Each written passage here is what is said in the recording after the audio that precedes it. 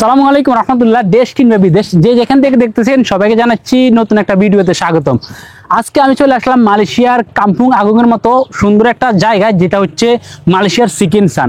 সিকিনসানের সৌন্দর্য দেখতে হলে অবশ্যই আপনাদেরকে আসতে হবে মালয়েশিয়ার এই ভাইরাল প্লেসে। এটা বর্তমানে হচ্ছে মালয়েশিয়ার একটা ভাইরাল প্লেস, যেটা মূলত সৌন্দর্য হচ্ছে ধান ক্ষেতের মাঝখানে সুন্দর একটা ভিলেজ, মানে সুন্দর একটা ছোট্ট গ্রাম।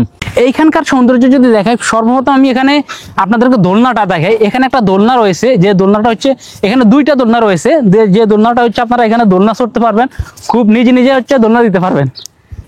তো এর আগে আপনাদেরকে আমি কাম্পুং আগোংয়ের ভিডিও দেখাইছিলাম, সেখানে এরকম অনেক দোলনা দেখাইছিলাম যেগুলা নারিকেল গাছে বাঁধা ছিল, কিন্তু এটা হচ্ছে নারিকেল গাছে বাঁধা না, এটা হচ্ছে সম্পূর্ণ লোহার অ্যাঙ্গেলে করা। আমার পিছনে ধান ক্ষেত দেখতেছেন, আমার সামনে পিছনে ডানে বামে সব জায়গায় কিন্তু ধান ক্ষেত। আর এই ধান ক্ষেতের জন্য এই জায়গাটা বিখ্যাত। মূলত ধান ক্ষেত আমাদের জন্য সহজ একটা বিষয় হলেও, যারা হচ্ছে গ্রাম অঞ্চল দেখে না কিংবা গ্রাম অঞ্চলের মানুষ না, শহরাঞ্চলে বসবাস করে ফ্ল্যাট বাসা বাড়িতে থাকে, তাদের জন্য ধান ক্ষেতটা গুরুত্বপূর্ণ একটা জায়গা, যেটা দেখে তারা হচ্ছে নিজেরা আনন্দ উপভোগ করতে পারে এবং এখানকার মুগ্ধতা তারা হচ্ছে তাদের বাচ্চাদের মাঝে ছড়াই দেয়। তো আমি এখন আপনাদেরকে একটা গিটার দেখাবো। এখানে দেখেন কি সুন্দর একটা জিনিস দেখানো আছে। মানে এখানে আসলে আপনি সম্পূর্ণ গ্রামের একটা পরিবেশ উপভোগ করতে পারবেন, সম্পূর্ণ গ্রামের পরিবেশটা পেয়ে যাবেন। এখানে লেখা আছে বিলাসী চিকেন চান, বিলাসী চিকেন চান লাভ। মানে মূলত এখানে মানুষ আসে ভিডিও করার জন্য, ছবি তোলার জন্য এবং এনজয় করার জন্য। আমি এখন গিটারে উঠবো। গিটার দেখেন তারা কিভাবে সাজাইছে, গিটারটা সাজাইছে সিঁড়ির মাধ্যমে, যে কেউ চাইলে কিন্তু উঠতে পারবে। খুব সুন্দর সিস্টেম করছে তারা। আর উপরে যাওয়া যাবে না এই পর্যন্তই।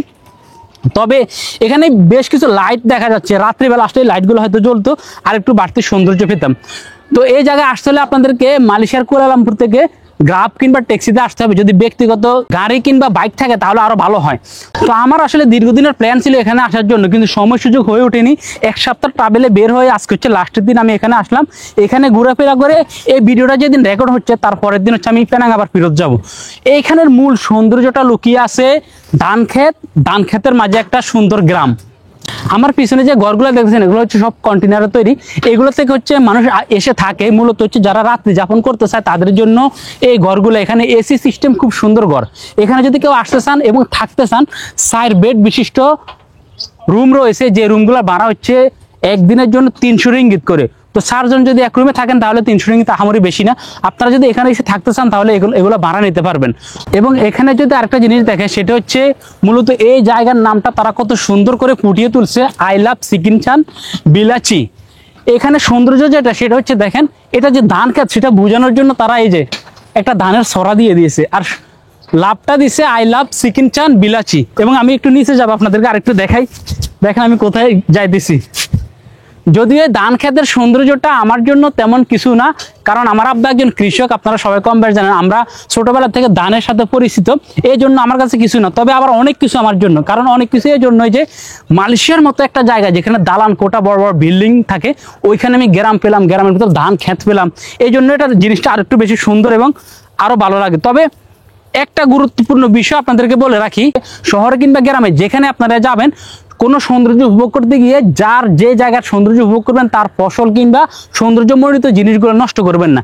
যেমন উদাহরণস্বরূপ এইখানে যে সিঁড়িগুলো দেখতেছেন, আমি যেখানে দাঁড়িয়ে আছি, এগুলো কিন্তু না দিলেও চলতো। দর্শনার্থীদের আলাদা উপভোগ করার জন্য তারা হচ্ছে এগুলো দিয়েছে, কিন্তু আমরা না বুঝে হচ্ছে তাদের ধানগুলা মারাইয়া নষ্ট করে দিতেছি। যেটা আসলে কিছুক্ষণ আগে একটা সাইনিজ করছে, আর আরেকটা সাইনিজ দেখে মানে কষ্ট পাইছে, জিনিসটা প্রকাশও করছে। আমার কাছে হচ্ছে আমার আবার কৃষক হিসেবে আমার কাছে এটা তেমন কিছুই না। আবার আমি মালয়েশিয়াতে আসলাম, যেখানে হচ্ছে গ্রামের ফিল পাইতেছি, সেই জন্য আমার কাছে অনেক কিছু। তো ছোট্ট এই ভিডিওর মাধ্যমে আপনাদেরকে ধারণা দেওয়ার জন্য চেষ্টা করলাম মালয়েশিয়ার সিকিনসান আসলে কি দেখবেন কি দেখবেন না, কতটুকু সৌন্দর্য উপভোগ করতে পারবেন। আল্লাহ পাক সবাইকে ভালো রাখুক, সুস্থ রাখুক। ইনশাআল্লাহ দেখা হবে পরবর্তী ভিডিওতে। আসসালামু আলাইকুম, আল্লাহ হাফেজ।